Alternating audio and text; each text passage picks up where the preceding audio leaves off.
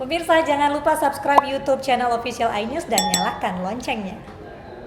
Kini kita beralih ke informasi dari dunia olahraga. Pemirsa, tim All England Indonesia tiba di tanah air setelah terdepak dari turnamen bulu tangkis tertua itu akibat masalah protokol kesehatan di Inggris. Kepulangan tim ke tanah air yang lebih cepat ini disambut positif oleh para atlet.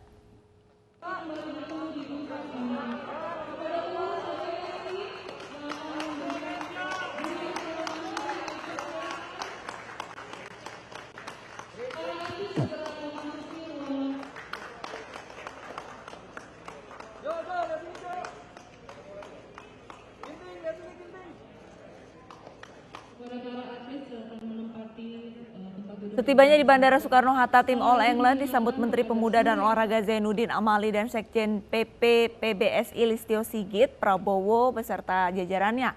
Timnas tiba sekitar pukul 19.30 waktu Indonesia Barat dengan menggunakan pesawat Turkish Airlines. Kepulangan timnas bulu tangkis terhambat akibat kendala teknis di Bandara Istanbul, Turki. Tim Merah Putih sempat berlaga pada putaran pertama All England sebelum terdepak. Tersingkirnya Indonesia dari turnamen bulu tangkis tertua itu menimbulkan kekecewaan dari berbagai pihak. Meski demikian, kepulangan ke tanah air yang lebih cepat tetap disambut positif para atlet. Maksudnya biar ada pertanggungjawabannya gimana gitu kan. Kemarin kan benar-benar terlihat banget ketidakadilannya menurut saya dan menurut teman-teman semua lah. Jadi ya harus diperjelas dan nggak segampang itu tinggal bilang saya minta maaf salah udah beres gitu. Gitu aja sih. Jadi karena itu tadi udah mau olimpiade, jadi otomatis kita juga mau coba bukan melayangkan protes ya, tapi kritik yang besar buat BWF untuk bisa lebih bijak dan dalam menangani atlet-atletnya. Sementara itu pemirsa, Menteri Pemuda dan Olahraga Zainuddin Amali mengkonfirmasi telah menerima surat permohonan maaf dari Federasi Bulu Tangkis Dunia BWF terkait insiden yang menimpa skuad Indonesia di ajang All England 2021.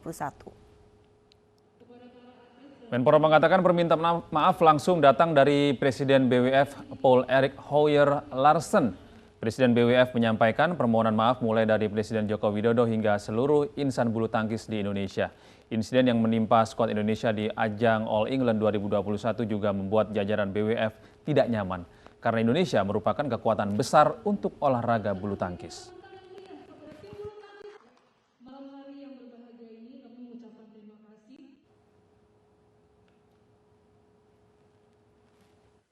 Yang mulia Bapak Presiden Republik Indonesia, Bapak Joko Widodo, kepada Menteri Luar Negeri, kepada kami, kepada PBSI dan seluruh stakeholder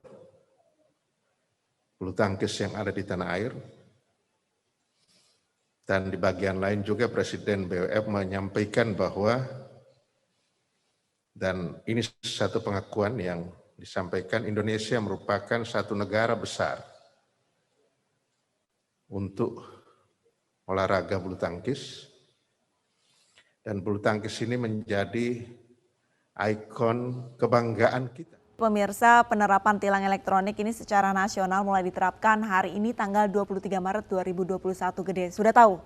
Sudah tahu, kemarin juga sempat diuji coba di Bekasi kan. Ya. Nah, ini setidaknya terdapat 244 kamera tilang elektronik baru yang terpasang di 12 kepolisian daerah di Indonesia. Penerapan tilang elektronik tahap pertama secara serentak hari ini berlangsung di 12 wilayah seperti DKI Jakarta, Banten, Jawa Barat, Daerah Istimewa Yogyakarta, dan juga Jawa Timur. Selain di wilayah Pulau Jawa, penerapan tilang elektronik juga berlangsung di wilayah hukum kepolisian daerah Sumatera dan Sulawesi.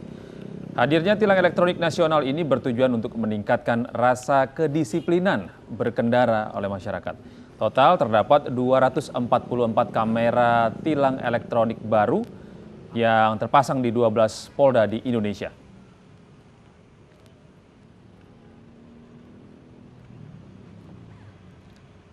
Ya, lalu seperti apa penerapan di ibu kota di Jakarta pada pagi hari ini? Sudah ada rekan kami Vito Erlangga yang ada di kawasan Bundaran HI. Kita sapa terlebih dahulu. Vito, bagaimana kondisi hari pertama penerapan tilang elektronik di wilayah Anda ini? Karena ini saya lihat masih sepi ya di Masih belakang sepi, ini. betul sekali. Ini Iya. bagaimana, Vito?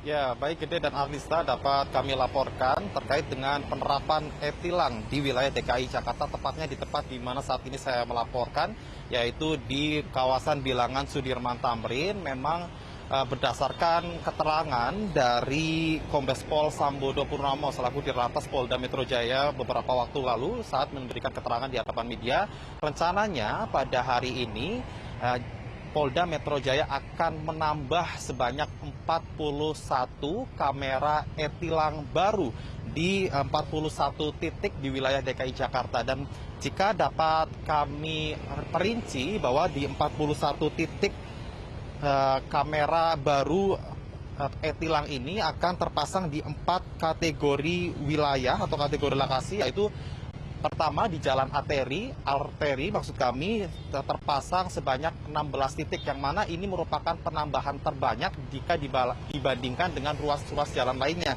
Kemudian yang kedua yaitu di wilayah penyangga ibu kota, yaitu akan mendapatkan tambahan 5 titik kamera e-tilang baru, kemudian di jalan tol 7 titik, kemudian di jalur Transjakarta 10 titik.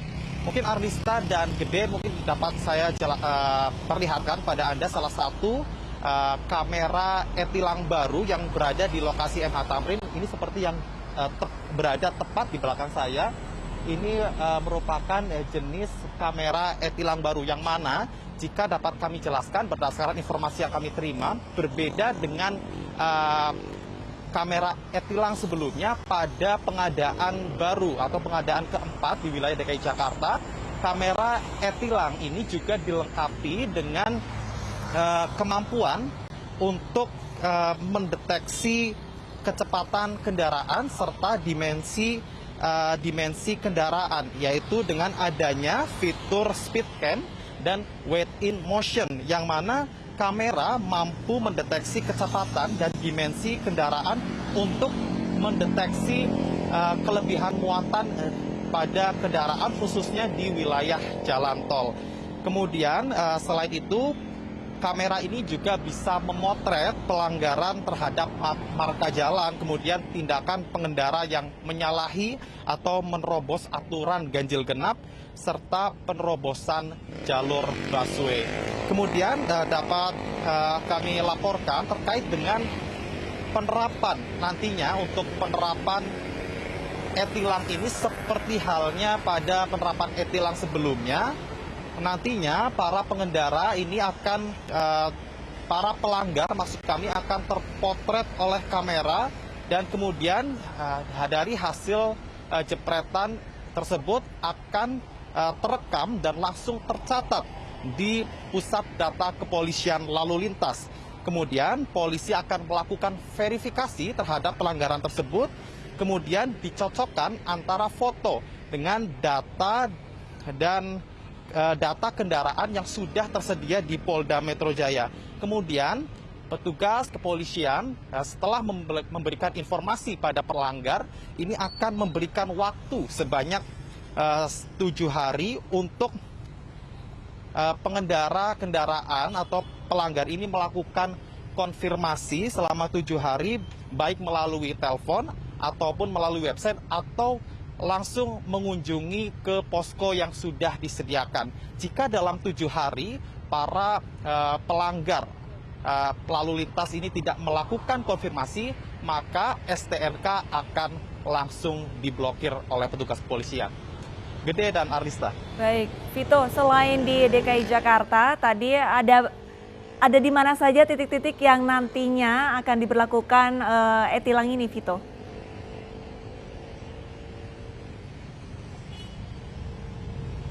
Ya, baik Gede dan Arlista, selain di wilayah DKI Jakarta memang tercatat berdasarkan data terakhir yang kami terima, ini setidaknya ada di 12 polda di seluruh Indonesia. Kemudian untuk di wilayah DKI Jakarta memang ini fokus penambahan ini ada terdiri di 4 lokasi, yaitu di Jalan Arteri, yang mana di Jalan Arteri ini mendapatkan tambahan terbanyak yaitu 16 titik kamera e-tilang terbaru.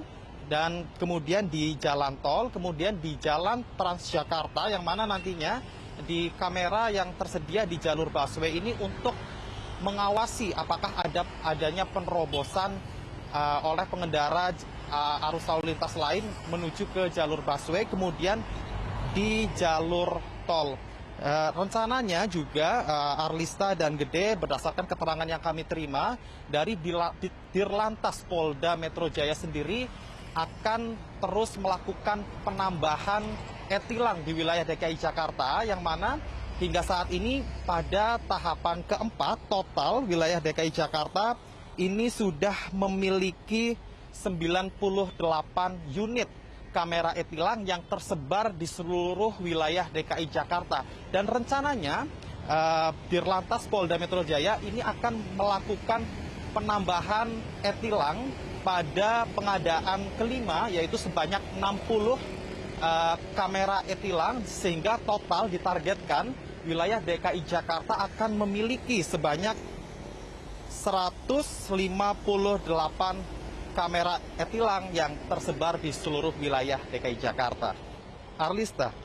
Hari ini adalah hari pertama penerapan e-tilang begitu ya. Apakah Anda melihat perubahan perilaku dari pengguna jalan di sana? Apakah lebih berhati-hati atau lebih tertib seperti itu? Ya, baik Gede dan pemirsa, berdasarkan pemantauan kami, mungkin untuk penerapan e-tilang hari ini memang hari pertama diterapkan, namun kami belum melihat adanya perubahan yang cukup signifikan, yang mana memang jika di tempat di mana saat ini saya melaporkan sendiri, memang sebelumnya sudah terpasang e-tilang begitu, namun terdapat tambahan sejumlah unit, sehingga kami melihat juga nampaknya memang masyarakat khususnya di wilayah DKI Jakarta di bagian pusat sendiri memang sudah teredukasi sebelumnya terkait dengan adanya e-tilang ini. Pemirsa, Vision Plus kembali meluncurkan original series berjudul Sumber Rejeki. Iya, memiliki konsep film bertema e-sport. Original series ini menceritakan kehidupan kaula muda yang tidak bisa lepas dari kehidupan dunia maya. Kamu ngatur-ngatur? Emang kalau kamu boleh? Wah, Raihan sukses original series yang tayang di Vision Plus membuat layanan over the top milik MNC Group ini kembali meluncurkan original series Sumber Rejeki. Film yang disutradarai oleh Rifki Rivaldi mengusung tema e-sport yang sangat relevan di era digital seperti saat ini. Ceritanya yang unik dan banyaknya pendatang baru membuat original series ini bakal digandrungi generasi milenial. Emang kita desain Sumber Rejeki ini supaya menjadi unik ya, dari talentnya, dari ceritanya, dari treatmentnya gitu. Belum ada yang serial drama di luar sana yang meng-highlight e-sport, itu satu, dan belum memakai content creator sebagai talent utama gitu kan ya. Kita pengen meng-highlight itu dan benar-benar mengambil aspek dunia content creating sama gaming juga. Jadi kita kemas itu jadi satu serial which is Sumber Rejeki. Jadi ini adalah super unik lah. Film series dengan konsep e-sport ini merupakan salah satu komitmen Vision Plus dalam menyajikan konten-konten segar dan berkualitas kepada pemirsa dimanapun Anda berada. Semoga tayangan ini ya bisa ditonton dan dinikmati oleh semua kalangan yang sudah mendownload V+, dan semoga yang belum mendownload mau mendownload dan untuk nonton ini juga. Ayo segera unduh aplikasi Vision Plus di smartphone Anda dan nikmati original series Sumber Rejeki serta beragam fitur menarik lainnya. Bagi pengguna baru Vision Plus yang tidak berbayar, Anda juga dapat menikmati 41 channels yang bisa disaksikan gratis, yakni channel TV free to air dan channel dengan genre news, religi, dan free international channels. Tim Liputan iNews melaporkan.